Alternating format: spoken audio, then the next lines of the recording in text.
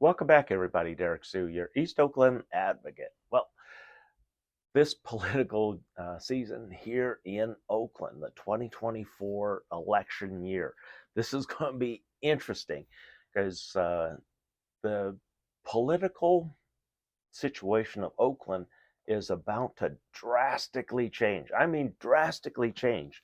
We have a lot of city council seats up for reelection and also 3 seats which are being vacated. And the vacates mean that new, fresh blood is going to come into those seats. And then we also have an at large seat, which covers all of Oakland. And that one is a really crowded field.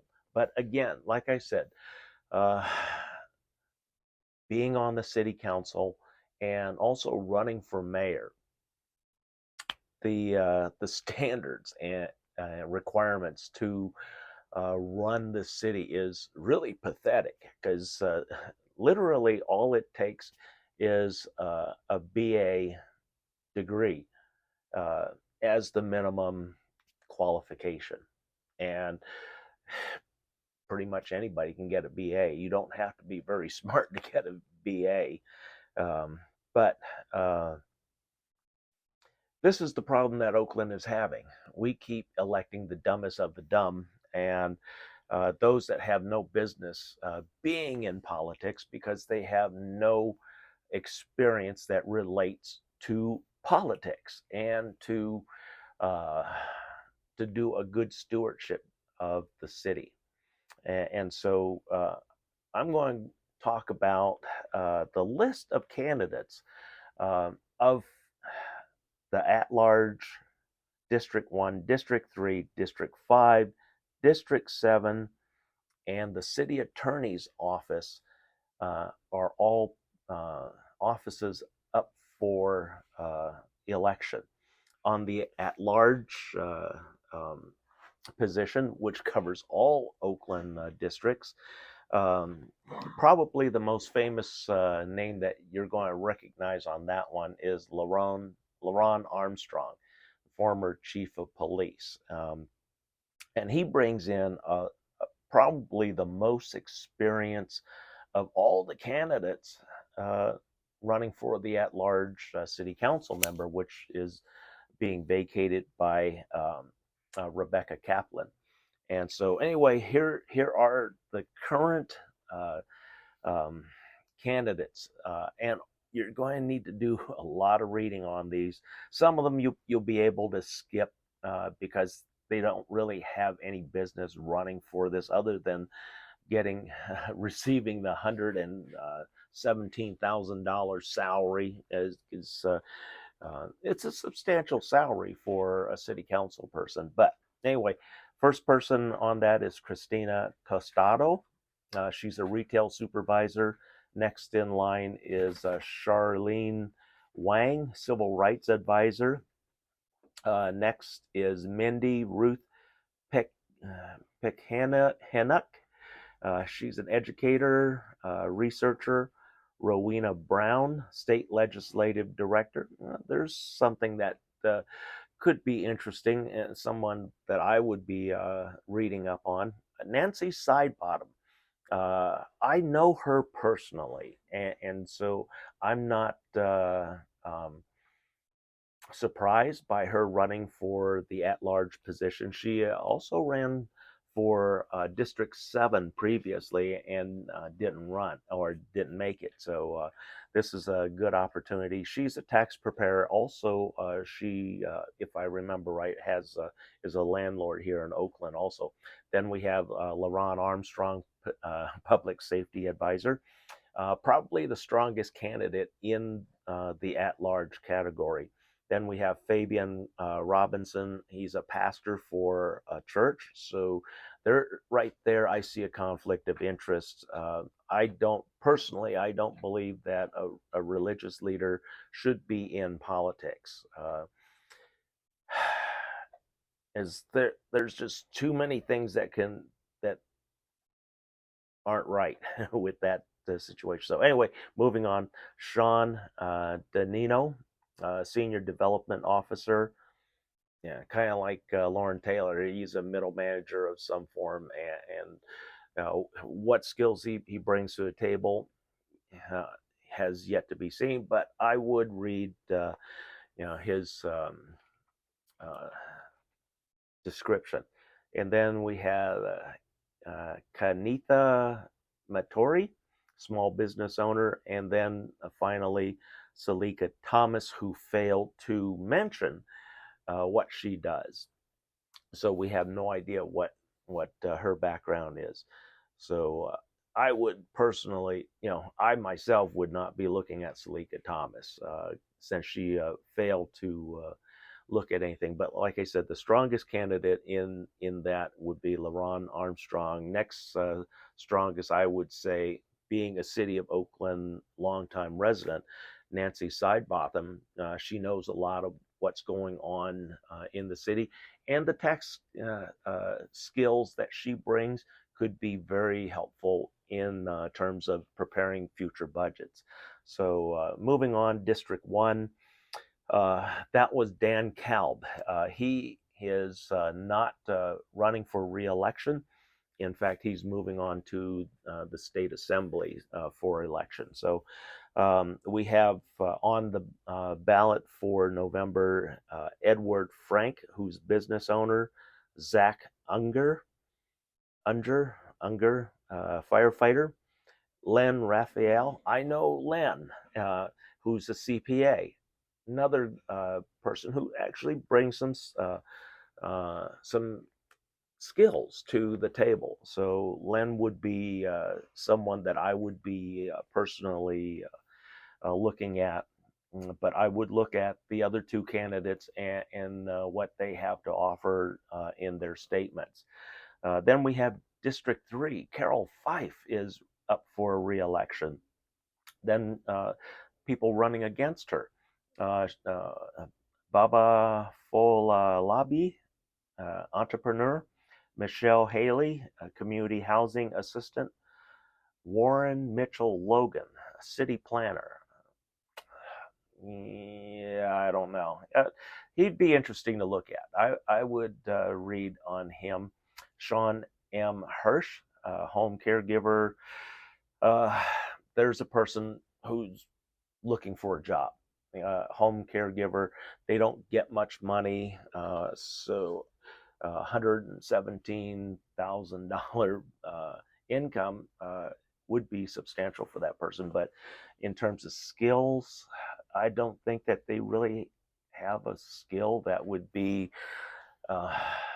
pertinent to that position. But that's up to you folks. And from there we have, let's see, Miran Simidar, executive director and educator. So executive director of what, we don't know. He's an educator, so again, skills that I personally don't see any skills that would be relatable to the position of city council. So again, we're having a whole bunch of people with no skills, no talents, no imagination, and no vision, vying for very important positions here in the city of Oakland. And then we get to District 5. We have Noel Gallo, who is the incumbent, who is running for his seat. Then we have Dominic Prado, who is a restaurant owner. There's some skills there. He's a business owner, so somebody that I would look at. Noel Gallo has been in that position in his seat as the incumbent for quite a while now. And my first encounter with Noel Gallo was back in 2017. It wasn't positive, and since it has not improved any. And Noel Gallo and I are at opposite ends on pretty much everything. And so he's an incumbent who just runs his mouth, talks about the problems, and presents no solutions whatsoever. So he's one that needs to be shut up and removed from office, because he brings nothing to the table other than a big mouth. District 7, my district. We have Treva Reed, who is the incumbent, who is the current city council member. She has elected or has chosen not to go for re-election because of an ailing parent. Her mother is having health issues and difficulties, and so she wants to spend more time with her mother, which is very, very good. I would encourage that. Then we have who is running. And this is one that I have some experience with. Two of the characters, or two of the candidates in there. Marcy Hodge is a nonprofit executive director, and probably the strongest choice here out of the four candidates that are currently registered. Then we have Merica Gouldsby, a small business owner. Iris Mirones, chief of staff of somebody. So what that is and how her experience relates to the position, I don't know. Now, this person, Ken Houston, is a person that you have to be very wary of. He has stolen money from the homeless. Literally, he stole $10,000 from the homeless through misrepresenting a homeless group that was being cleared out back in 2018. And he negotiated a move settlement of $10,000 from Southern Pacific Railroad. And he kept all $10,000 of that. So, Ken Houston, I will not remove this, and I am going to continue bad-mouthing you until you change that.